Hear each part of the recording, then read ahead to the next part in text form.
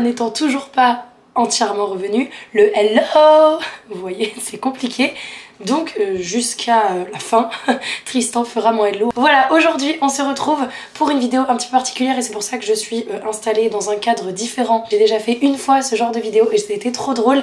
Et là je pique directement l'idée à ma copine Emma qui l'a fait il y a quelques semaines. C'est donc une tier list avec toutes mes lectures de l'année 2023. J'ai hésité à la faire, je l'avais prévu mais en fait je trouve que le 17 janvier c'est presque un peu tard pour faire cette vidéo. Mais écoutez, j'avais envie, donc le concept c'est qu'il va y avoir toutes les miniatures de mes livres sur une tier list et je vais devoir classer toutes mes lectures de l'année 2023. Alors du coup j'ai mis toutes les miniatures en dessous, ça me permet aussi de vous faire une espèce de bilan. J'ai lu du coup 54 romans l'année dernière et un truc du style 25 ou 28 BD. Je crois que l'année d'avant j'avais fait 52 ou 53 romans, donc c'est plutôt cohérent avec l'autre année.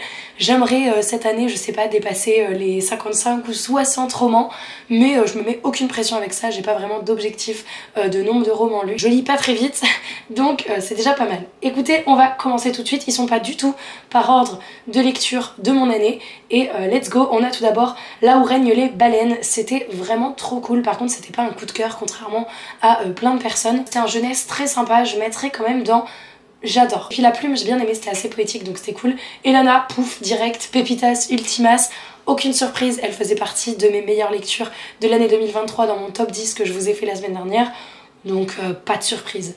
Cora, c'est marrant parce qu'il y a des livres que j'avais oublié que j'avais lu l'année dernière. C'était très cool, j'ai trouvé la morale hyper chouette, c'était très court, c'est pour ça que j'hésite. J'ai passé un très bon moment, mais je me dis ça aurait pu être encore plus long pour que je le mette en j'adore.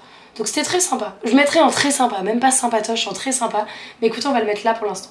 Alors cache-cache mortel, mais fuyez, pauvre fou. En vrai je dis ça, mais je peux pas trop juger parce que je l'ai abandonné genre à 30 pages, 40 pages. J'ai eu un énorme problème avec soit la trad, soit la plume. J'ai jamais abandonné un livre au bout de 30 pages. J'étais trop déçue parce que j'avais trop envie de découvrir ce roman avec un cache-cache géant dans un parc d'attractions abandonné. Genre je trouvais le concept trop cool. Donc malheureusement voilà. Alors Eragon, je vais galérer parce que quand j'ai les 4 tomes comme ça, j'ai du mal à avoir une préférence pour un tome ou pour un autre parce que dans ma tête j'ai comme une énorme continuité sur une saga. J'ai l'impression que j'ai comme une grande histoire mais que j'ai pas la précision de ça c'est dans le 1, ça c'est dans le 2. J'ai lu les 4 en 4 mois l'année dernière vu que c'était un par mois et tout dans ma tête est... Voilà, mais du coup je mettrai les 4 dans Pépitas, Ultimas. Attendez, on va les mettre dans l'ordre. Donc le 2, le 3... et le 4, même si probablement qu'il y en a que j'ai préféré à d'autres, mais là je suis incapable. Il y en a peut-être qui iraient plus dans j'adore et d'autres dans Pépitas. Écoutez, j'arrive pas à les séparer, j'arrive pas à me souvenir vraiment de ce qui s'est passé dans le 1, dans le 2, dans le 3 et dans le 4. Elana directement ici, hein, comme l'autre, c'est pareil, le 1 et le 2. Le garçon qui ne voulait pas parler, il me semble que c'était cool. Maintenant c'était très court, hein, c'est un roman qui fait genre 50 pages, un truc comme ça. Donc je le mettrais en sympatoche. C'était cool mais c'était très rapide. Les oubliés d'Astre Lune, waouh, j'ai adoré. Je vais pas le mettre dans Pépitas parce que je l'ai écouté en audio et je pense que peut-être en papier il aurait été dans Pépitas, mais en audio, alors j'ai adoré ma lecture vraiment. C'est de Laure d'Argelos et vraiment j'adore cette autrice. Elle a un univers complètement barré, une imagination débordante. Je suis pas la personne la plus concentrée du monde. Il y a plein de moments où mon cerveau décrochait et du coup je loupais des trucs, je devais revenir en arrière. Donc en fait c'est mon expérience de lecture audio qui a pas été folle et d'ailleurs c'est suite à cette expérience que je me suis dit que j'arrêtais définitivement la lecture audio, c'est pas pour moi. En vrai c'est vraiment à cheval entre les deux, elle a un talent ouf, mais je vais la mettre plutôt en j'adore. Bookhaven, j'ai adoré, c'était méga bien. Une école de voleurs, vraiment trop cool. D'ailleurs j'ai reçu le tome 2 la semaine dernière. J'ai trop hâte de lire la suite. Ensuite, Les Extraordinaires, Pépitas, Ultimas, coup de cœur pour cet auteur, pour cette saga. Même si de tous les livres de TJ Klune que j'ai lus, c'est pas du tout celui que j'ai préféré parce qu'on est quand même dans un univers qui me parle moins avec la fanfiction, des adolescents qu'on suit à l'université, etc. Donc de base, ça va être moins ce que je vais préférer plutôt que La Maison au milieu de la mer syrienne ou Sous la porte qui chuchote, qui sont un peu plus adultes et un peu plus mature même dans les thématiques abordées, mais pour la plume de TJ Klune, pour ses personnages et pour le côté TDAH représenté dans ce livre là, Pépitas Ultimas. Vilaine, j'ai adoré, c'était trop cool. J'ai l'impression que mon année j'ai eu quand même des très bonnes lectures. Vilaine, c'était trop bien. La vie avant pour les sœurs de Cendrillon, enfin les demi-sœurs avant le Disney qu'on connaît, donc un peu leur jeunesse, leur adolescence, etc. Et c'était trop bien, j'ai vraiment adoré les suivre. Morte Lune, on voit pas trop la découvre. Je vais mettre Sympatoche. C'était un roman de fantasy, c'est un tome 1, c'est un auto-édité. C'était sympa, donc je vais le mettre ici. L'Antidote Mortel, alors c'est marrant parce que ça fait partie de ces sagas où je n'ai aucun souvenir. Du coup, au moment où je l'ai lu, j'aurais mis j'adore. Mais là, rien que pour ça, je vais mettre Sympatoche, même si j'adore la plume de Cassandre Lambert et sur le moment, j'ai passé un trop bon moment. Et je me dis comment ça se fait que ça m'ait laissé si peu de souvenirs, que ce soit le tome 1 ou le tome 2. Finalement, je me souviens de presque rien de cette histoire. Là, je vais le mettre en Sympatoche parce que voilà, mais j'ai d'autres livres de cette autrice que je suis très curieuse de découvrir et j'espère que ça me laissera plus de souvenirs. Le Noël aux Ors, je vais mettre j'adore le Noël aux Ors. C'est ma première lecture de l'année dernière. Franchement, c'est entre les deux parce que c'est vraiment un jeunesse que j'aime trop et dont je vous parle souvent, notamment à la période des fêtes. Et ouais, non, j'adore. The Perfect Match, j'adore, j'avais trop kiffé. J'ai lu que le tome 1, ça doit être une des seules romances que j'ai lues l'année dernière, avec ce petit côté science-fiction. C'est la science qui définit qui est votre âme sœur et avec qui vous devez vivre. Et ça avait soulevé plein d'autres thématiques que juste la romance. J'avais trouvé ça très bien, il y avait énormément de côté cliché évidemment aussi, avec une romance très slow burn, mais c'était très cool et j'ai trouvé ça très addictif. Au bout du rêve, franchement, Pépitas. J'ai adoré Pépitas pour les gens qui aiment Disney, qui aiment les Twisted Tales. Je vous conseille à fond celui-là. Maintenant, si c'est pas votre délire les trucs Disney et si c'est pas votre délire les Twisted Tales et les revisites, n'y allez pas. J'ai adoré l'écriture, j'ai adoré l'ambiance, l'univers, etc. Vraiment, c'était trop bien. Si vous avez bien cette vidéo aujourd'hui à 14h30, c'est que je m'en suis bien sortie parce qu'actuellement il est 9h30 et je vous filme cette vidéo. Je suis à la bourre. On est le jour J de la sortie de la vidéo. Les Cités Rebelles, bah je vais le mettre en pas ouf et c'est le premier de cette vidéo. Ça a été un peu décrescendo, l'univers a commencé, j'ai trop aimé et puis plus ça allait, plus je me suis détachée de l'histoire. Madame Mouche, alors ça va aller là ou là, pareil c'est un abandon de mon année et je crois que c'est les deux seuls abandons, enfin oui il y en a 2 ou 3 mais... Non, je vais mettre en pas ouf. C'est pas qu'il est mauvais ce livre, c'est juste qu'on est dans le trop jeunesse pour moi. Même si j'adore la jeunesse, il y a des jeunesses où tu sens que ça a été écrit limite que pour des enfants. Au bout de quelques pages, je crois que j'ai lu 40 pages, ce qui représentait parce que c'est un petit livre. Et j'étais là en mode non, bon j'arrête parce que c'est pas pour moi. C'est sans doute un bon roman jeunesse pour des plus jeunes. Prison Healer, Pépitas, Ultimas, j'ai trop kiffé ce livre. Il fait partie de mes meilleures lectures de 2023. Donc voilà, je vous redirige vers mon top 2023 si vous voulez en savoir plus. Bon, Aurora, direct aussi, ça va là-haut. L'une de mes sagas préférées en jeunesse et je perds ma voix. Quand on a une extinction de voix comme ça, il faut parler le moins possible, sauf en cas d'extrême urgence. Vous direz à mon médecin que filmer une vidéo c'était extrême urgence, ok?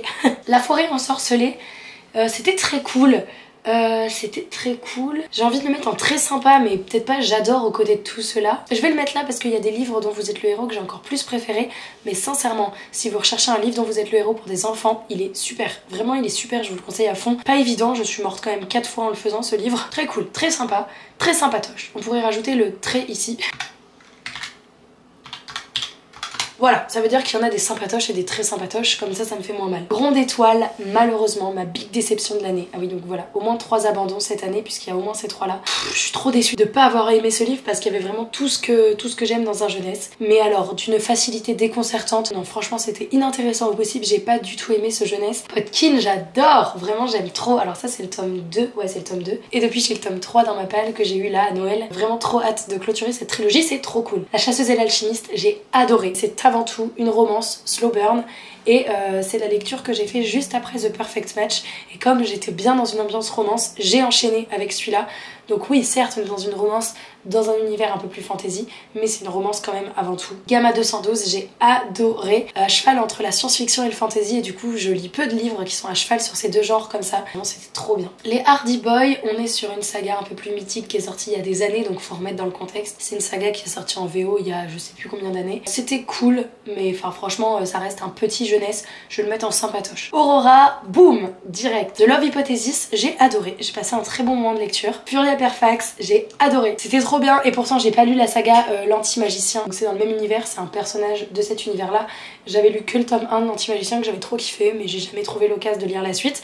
Et Furia Perfax est sur un perso et c'était trop bien. Donc oui, vous pouvez lire un Furia Perfax sans avoir lu l'anti-magicien. Battle Dragon, très sympa mais pas j'adore. C'était vraiment une très chouette lecture jeunesse. D'ailleurs j'ai vu que la suite arrivait bientôt, donc la suite je serais curieuse de la lire. Thread of Power, Pépitas Ultimas qui nous démarre une deuxième ligne. Ça fait partie de mes meilleures lectures.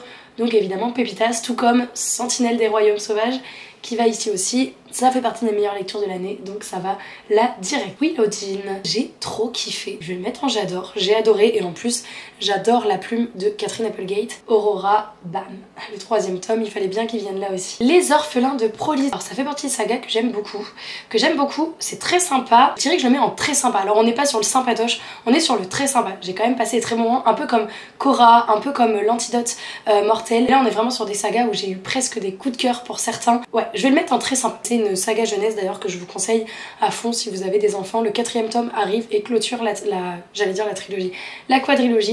Celui-ci j'ai adoré aussi, mais pareil, je le mettrai pas aux côtés des livres où j'adore, c'est vraiment des moments où je passe des trop bons moments de lecture, mais un livre dont vous êtes le héros, c'est lu très vite. Je vais le laisser là, c'est très sympa, mais ça reste là. La Société très secrète des sorcières extraordinaires, je vais le mettre là. Les enfants boxcar, sympatoche. Porte-lumière, j'ai adoré, c'était vraiment très chouette. Je sais pas du tout quand sortira le tome 2, mais c'était vraiment très cool. Comme le cycle des secrets que je mettrai en j'adore, j'ai passé un très bon moment de lecture. Ce tome 1 est très introductif, pour être entre très sympatoche et j'adore, mais je vais quand même mettre j'adore parce que je sens que ça va être une saga que je vais beaucoup aimer. Et oui, j'ai lu le 2 et le 3 des orphelins de Prolise cette année, donc ouais, bah, je vais mettre les deux ici, c'est très sympa. D'ailleurs on va les mettre là, ils ont peut-être pas envie d'être séparés. Alors un roman de TJ Klune, je vais le mettre en très sympa, franchement j'ai trop kiffé, hein. C'était vraiment bien, mais je peux pas le mettre en j'adore aux côtés de tout ça. Un bon moment de rigolade, mais ça reste ici. Absolu, Pepitas, Ultimas, trop hâte de lire le tome 2, j'ai trop kiffé, ça fait partie de mes meilleures lectures de l'année. Eric Prince des Mers, j'ai bien kiffé, je vais mettre en j'adore quand même aux côtés de très bonnes lectures ici. C'était très chouette, je pense que je l'ai lu en plus à la bonne période. Point de vue du prince, malédiction, sorcière, etc. C'était très cool, j'ai bien aimé ce qu'ils ont fait, donc je vais le mettre ici. La fille renard, je vais le mettre en... Non, pas ouf, c'est un peu vénère quand même quand je vois ce qu'il y a à côté parce que c'est 2 abandons. Je vais le mettre en sympatoche. Mais vraiment, j'avais beaucoup plus d'attentes que ça sur ce livre. En plus, il est aux côtés de livres que j'ai vachement plus préférés quand même. Donc cette case, c'est un peu la case où il y a du sympa plus comme ça. Il y a quand même des sympatoches un peu moins, je m'attendais à un peu mieux. Et bon, à part l'ambiance très cosy, doudou, fantasy, gourmandise que j'ai bien kiffé, l'intrigue de l'histoire était un peu plan-plan. Les chroniques de l'érable et du cerisier, je vais mettre Pepitas Ultimas, c'est une saga que j'adore, donc évidemment que ça vient ici. La fiancée du dieu de la mer, c'était particulier, mais je sais pas si je peux le mettre en j'adore. Je vais le mettre en très sympa. J'ai passé un très bon moment de lecture. C'est pas le livre naturellement que je vais penser à recommander, contrairement à tous ceux qui sont là. Mais malheureusement celui-là, c'était très cool, mais pas plus que cool en fait, c'est pas non plus j'adore, donc voilà. Sous la porte qui chuchote, Pepitas Ultimas, et on a ici mon top 1 de l'année 2023, donc il faudrait même une catégorie au-dessus. Vraiment coup de cœur de TJ Klune, incroyable, foncé, c'était génial. Le manoir de Castle Cats, je mettrais en... Ah là là, ça m'embête, parce que c'était quand même un très bon moment de lecture, mais... Je le mettrai pas en j'adore parce que j'ai hâte de voir la suite, mais je le mettrai en très sympa plus quand même. On va le mettre là parce que j'attends de voir la suite et que voilà, c'était quand même très cool. En plus j'ai rencontré l'auteur à Montreuil, trop sympa, ça me donne trop envie de lire la suite. J'ai bien aimé tout ce qu'il a introduit, etc. Mais justement, il en a gardé sous le pied pour la suite. Donc pour l'instant je vais mettre en très sympa et j'espère que la suite de la saga montera. Light Lark, très sympa aussi, mais pas du tout j'adore ou pépite. C'était une très bonne lecture pour moi. Et les clans du ciel, je pense que ça va passer en j'adore. C'est un jeunesse que j'ai vraiment adoré, avec des épreuves et cette jeune fille qui veut devenir Eldor, je crois que ça s'appelait. J'allais dire Sentinelle, mais non, Sentinelle c'est ici. Mais on est un peu sur la même intrigue de base. Bref, donc ouais, je le mettrai là. Et du coup, bah ça clôture ce top. Donc au final, il y a énormément de pépitas et de j'adore. Il y a pas mal de livres quand même en sympa, mais il y a quand même du très sympa dedans. Et il n'y a pas beaucoup de pas ouf et de fuyets, pauvre fou. Donc on est quand même sur une belle année 2023, je dirais. Et je suis plutôt contente en voyant ce tableau. Voilà, j'espère sincèrement que cette vidéo vous aura plu. Et je vais arrêter tout de suite, m'atteler au montage pour que vous ayez cette vidéo dans quelques heures. Et puis voilà, je vous fais plein de très gros bisous. Je vous souhaite de belles lectures et je vous dis à très bientôt dans une prochaine vidéo. Ciao! Et j'arrive toujours pas à faire le ciao, hein.